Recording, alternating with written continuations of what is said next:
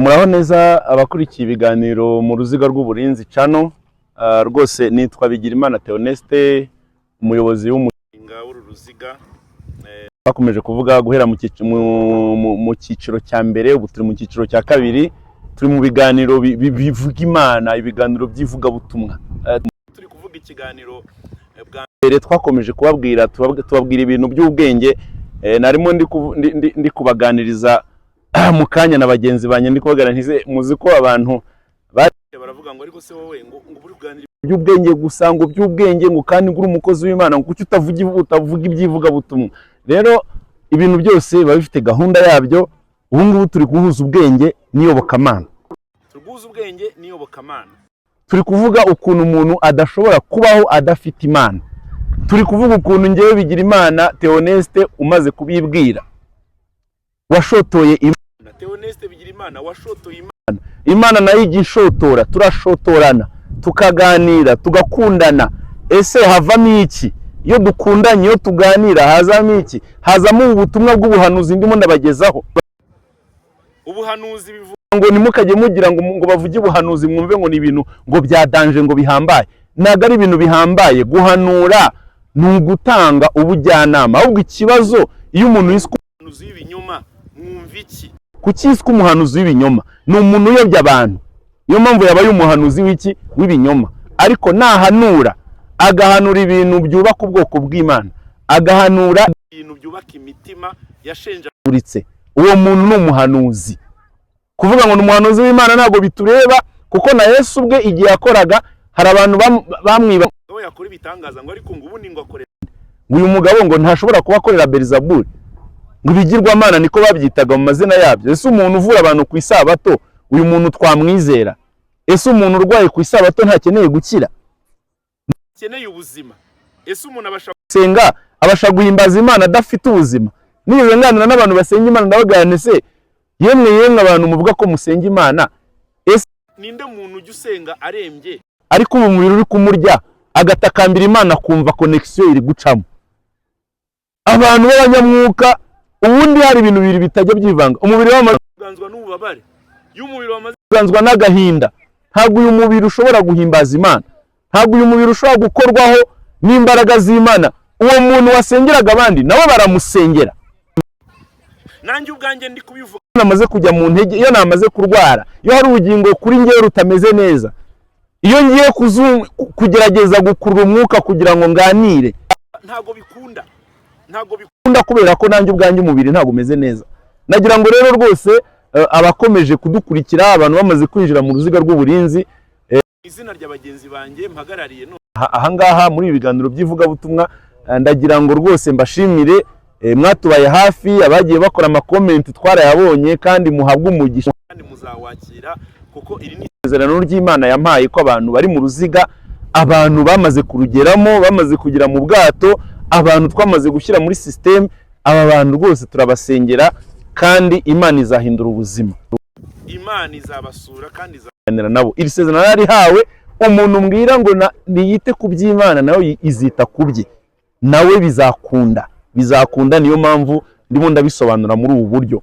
Nagira ngo rero bashimira, twabonye ubutumwa mwagiye mukora comment, turabubona, bidutera courage, na n'uyu mwanya duhagaze neza kubera mwebwe, n'ibindi biracyaza. Hanyuma mu ruziga cyakeneye abandi bantu, niyo tubwira ngo musharing, mwohereze ubutumwa bugere ku bandi, kugira ngo nabo abantu ntago dukunda bitandukanye. Hari uzohereza ukabona biramufashije, bimwubakiye ubuzima, birongeye bimusaniye. Twakomeje kuvuga abantu babaye ni benshi, abantu bakeneye Imana ni benshi. Narimo ndi kuganira mu kanya mu kiganiro gishize, turacyari kuvuga ku kintu cyitwa ngo gutoranywa birenze cyane, ngo birarenze cyane kurusha guhabwa isezerano. Umuntu ahabwa isezerano ariko bishobora kudasohora, ashobora no kurambirwa gutegereza isezerano, ariko watoranyijwe ahora ari muri mood, ahora aryoshye, ahora afite icyizere. Nakunze gutanga urugero ku n'abakobwa, iyo umukobwa afite umuhungu akunda, uyu muhungu akaza akamwemeza akavuga ngo niwe natoranyije mu bandi, noneho nabari kubivuga mu magambo gusa, ahubwo akabivuga mu bikorwa. Icyo gihe iyo uryamye ahantu hose wumva uri kubyibuha, wumva uba uri gushisha, wumva ngiye barantoranyije. Narimo ndi kuganira na cya Paul cameraman, ndi kukibwira ngo ariko ibaze umuntu ukunda kubwiye ngo naragutoranyije, harya wumva umeze ute? Barantoranyije. Bitandukanye nawe ndugusezeranya ngo ngewe ndagukunda, ngewe nzakubera. Isezerano no gutoranywa bibyara isezerano, ariko isezerano ntabwo ribyaza gutoranya. Umuntu aratoranywa hanyuma akazahabwa amasezerano, kandi amasezerano agasohora. Ahantu tukiri rwo gutoranywa narimo ndi kubasobanurira mu bushakashatsi bw'abanyabwenge batandukanye. Abantu bose hari n'abafilozofe batangiye bahakana Imana, baravuga ngo twe ntabwo twemera Imana. None umufilozofe umwe agiye gupfa arangije avuga ati Imana we narahakanye nkiri mu isi, ndahakana ngo ntubaho, umubiri waramuriye. Arangije avuga basingiye gupfa ntemeye Imana akwemeye. Niwe munyabwenge wa mbere urenze abandi bose. Wa mufilozofe warimo abwira abandi ngo Imana ngiye ntago nemera kwibaho n'ibindi, niwe wagarutse aravuga ati reka aramwemeraga cyane, yari afite abayoboke benshi. Arangije ati none oya, singiye gupfa nk'imbwa, singiye gupfa nk'ingegera, rwose ngiye gupfa nemera ko Imana ari umunyabwenge abandi bose. Wa munyabwenge wize amashuri menshi amanika amaboko aravuga ati ndemeye. Aha rero niho tugaruka tukavuga ngo waba ukomeye, woroheje, aboroheje bo biraborohera kumva, ariko bakomeye nibo bagorwa kumva. Ariko nabo hari umunsi warwo. Niho twavuze ngo abantu bagira ibyifuzo byinshi, ariko bakarwana nabyo, bakabikemura, bakanezerwa, bakaryoshya. Ariko hari aho bigera ba bantu bakavuga dukeneye ubundi bwishingizi, dukeneye Imana, dukeneye undi muntu udufasha kugira ngo ubuzima bugende neza. Niho twavuze ngo abajenerali bakomeye, umujenerali, umusirikare ukomeye mu gisirikare cy'Abanyeroma yaragiye yegera Imana aravuga ngo Yesu ndagushaka rwose. Umusirikare yemeze nabi, niyo nkuru narimo ndi kuvuga. Ariko umusirikare ukomeye yagaragaje kwizera kudasanzwe, arangije aravuga ngo ngewe mvuze ntararangiza no kuvuga, umusirikare arangije bamaze kumenya icyo nshatse kuvuga, gikora kandi neza. Hanyuma Yesu rero ndakwinginze, wowe vuga gusa biraza kuba. Wowe nuvuga ngo arakira, arahita akira, ndabyizeye. Yesu aramubwira ngo kwizera kwawe kuragukijije. Umusirikare itahire noneho amahoro. Umujenerali ataha arangije, umusirikare niberege asanga yahise akira, kubera ko Imana yari yamaze kumugeraho kubwo kwizera izo mbaraga. Rero ahangaha nta ngingo dufite iturengera, nta ngingo dufite. Imana afite ibindi yemera. Nutemera Imana yo mu ijuru gufite ibindi wishingikirizaho. Niyo twavuze ngo abatemera Imana n'abakonikoni bafite umuyobozi wabo bahimo, ariko twebwe natwe turashaka umuyobozi wacu kandi w'umunyembaraga. Twagiye rero nagira ngo rero twinjire kuri iyi nsanganyamatsiko. Turacyavuga ku kintu cyitwa imyitozo yo kumenya n'Imana. Mu mwanya tuvuye mu madosiye, uburyo Imana uko yitaho nayo yita ku byawe. Iyo urari ijoro n'amanywa uri kuyitekereza, nayo iragutekereza. Amadosiye yawe izina ryawe bari hafi aho. Iyo hagize ikintu gikomeye avuga ati sigaho please, ahantu nta kuhavogera, ntago havogerwa utaza kwibeshya. Satani rero ngo twakomeje kubyumva mu biganiro byatambutse, Satani rero ngo burya aratugerageza ngo mu isi ngo ni mu matware ye, ariko ngo burya ngo ameze ngo nk'umutoza, ngo aragutoza akatugerageza kwa kundi umutoza gutoza akagukuba mu gisirikare bakakugaragura, kwa kundi gutoza mu kibuga umukinnyi bakoresha imyitozo itandukanye, bamukoresha amasiporo atandukanye, abananiwe bakabakura mu nzira mu kibuga. Azi kudutoza kutujonjora, ngo ariko ngo ntabwo ari umusifuzi. Iyo bagiye gusifura umupira ajya ku ruhande hanze y'ikibuga, iyo yibeshye bakandagira mu kibuga bamuha ikarita itukura, bamuha ikarita y'umuhondo, bakabanza bakamwihanangiriza, yakongera akarenga umurongo bakamukubita ikarita, bakaba mu kazi k'ubusifuzi. Kubera iki? Aba yamaze kurenga ku nshingano. Satani nawe arakugaragura kugerageza, ariko nagafata icyemezo ku buzima bwawe ngo kereka abantu bamaze kumwemerera ngo abayobore. Ni babandi baterekera, ni babandi bafite ibindi bintu by'inzo ya gipagani mu muryango wabo batanze, bakabatanga kwa Satani ngo abayobore. Ni babandi bamaze guhitamo kumuyoboka. I Burayi hari idini risenga Satani ku mugaragaro.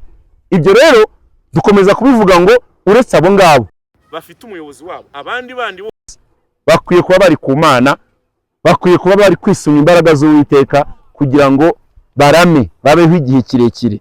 Iri jambo rero umumaro wo kwitoza niryo tugezeho. Kwitoza hano ni imyitozo nkiri kuvuga mu buryo bw'umwuka binyuze muri ndondoro umenye. Iyi systeme ya ndondoro umenye rero hari ijambo nakomeje kugarukaho ry'abahanga bagiye bavuga ngo l'habitude crée le comportement, ngo ibintu umenyereza umubiri wawe, ibyo bintu umenyereza umubiri wawe bigira gutya bikazagukukiramo. Iyo umenyereye kuganira n'Imana, iyo umenyereye gusenga Imana ukayiba hafi umwanya munini, nayo irakumenyera. Nakomeje gutanga ubuhamya ngo nashotoye Imana nayo iranshotora. Iyo ndyamye ngasinzira igishotora ikaza ikanganiriza, narangiza nkakanguka nkayitega amatwi ikambwira ngo ngaho kawandike.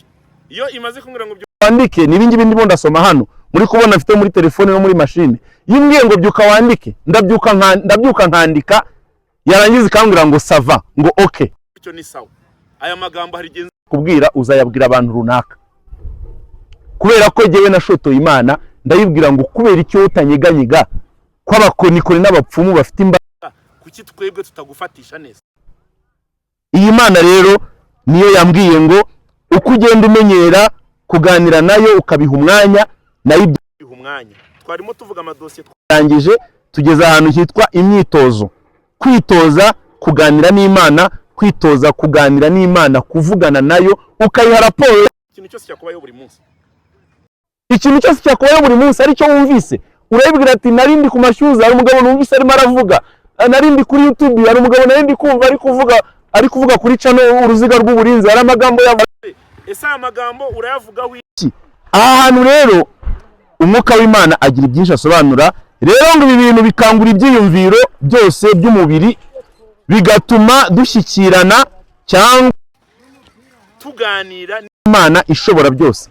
Bya byiyumviro birangaye, wa muntu urangaye ngo umubiri urakanguka, yaba aryamye akumva akarota Imana, yaba aryamye akumva hari ijambo, yaba aryamye akumva hari ikintu kiri kumuganiriza, yakanguka agasenga akabwira Imana ngo ariko ibintu numvise ni ibiki, Imana ikamusobanurira ngo dore ninjye wari waguye.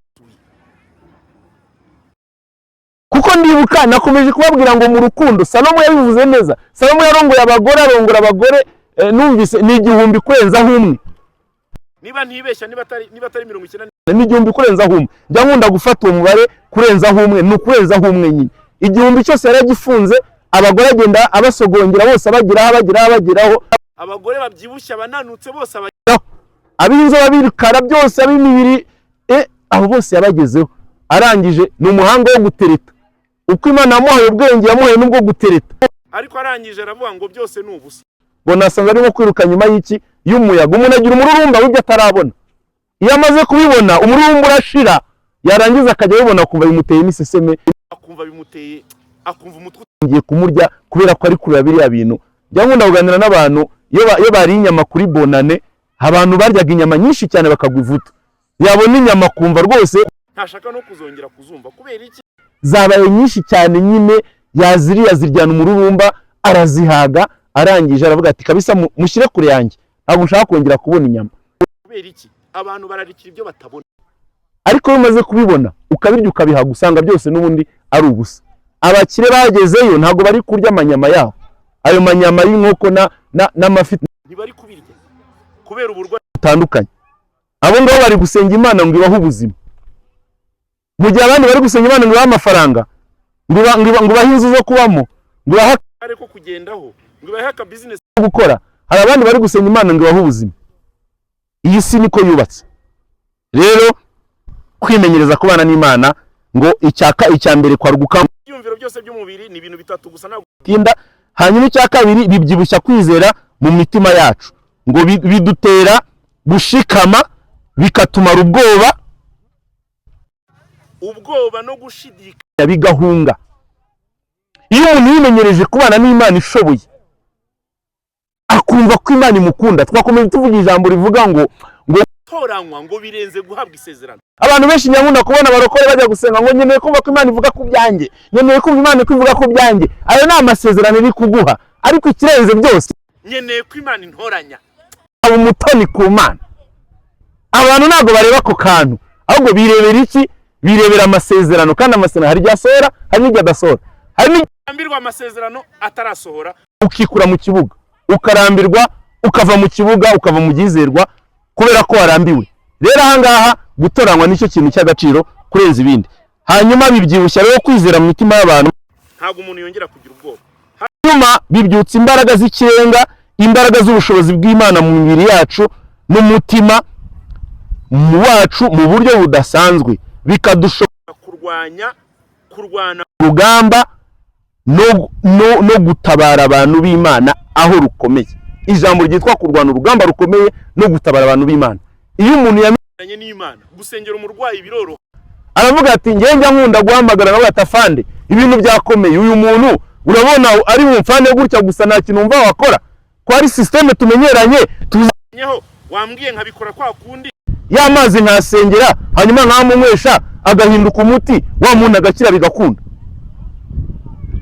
Kubera iki muramenyeranye, buryo uhamagara ufite confidence, cyizere, kubera ko uwo hamagara uramuzi, uwo muvugana muramenyeranye. Bizingiye ku kantu kamwe kitwa ngo kuganira n'Imana buri munsi. Ese uyu munsi insanganyamatsiko yacu muri biganiro byose iravuga ngo Imana iratwiyereka ibi mbuto, ikatwereka ibitangaza byayo buri munsi, ariko ngo tukabivuga tubinyura hejuru. Mana twakubonye, Mana twakumvise, twagize ibitaramo byiza byagize neza, ariko rwose wa Mana we byatunejeje, inkuru ikarangirira aho ngaho. Oya, Imana ikeneye ko ukomeza ukaryoherwa, ukabifata ukabiha umwanya. Apana iryo sengesho ry'amasegonda by'iminota 30. None se abakonikoni ko barara bicaye barimo baracuragura, barimo barakora ibindi bintu by'imbaraga zidasanzwe zihabura abantu. Ese abakozi b'Imana bo kuki basenga Imana bari kubipa? Kuki badahembeye imbaraga ngo baganire n'Imana ifatika? Ndagira ngo nsoze rero ngo iyo tuvuye mu rugamba tugomba kongera gufata uwo mwanya wo kwinurana n'Imana ari we boss wacu. Aha ni muri Ndondoro umenye. Uyu mwanya rero ni wo mwanya mwiza w'agaciro gahambaye.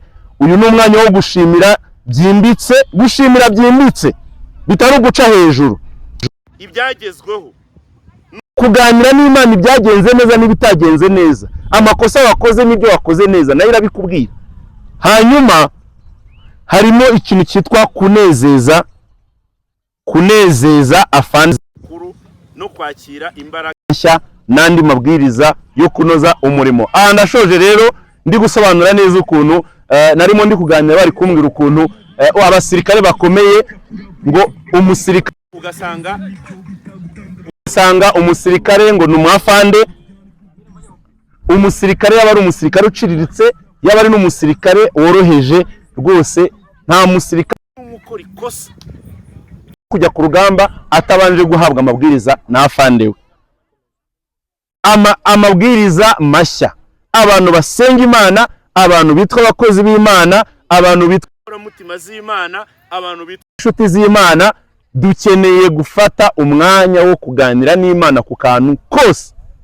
Ntihagire akantu nako ngatunyura mu jisho, nibyo bita ndondora umenye. Uwo mwanya umwuka w'Imana arambwira ngo none se umwe mukunda kuza ngo mukambwira ngo Mana ngo tubarire ibyaha byacu, ngo twagenze nabi, ngo tubabarire, ngo twagenze aho mwagenze nabi. Kuki muhora mwumva ko mwagenze nabi? Hari naho mwagenze neza, hari aho mugomba kuba mwambaza ibyagenze nabi, ariko nayo ikababwira aho byagenze neza kugira ngo batere kuraje. Ntabwo umuntu ariho ngo abane n'Imana, Imana imucira urubanza gusa imwereka ibintu bibi byagenze nabi.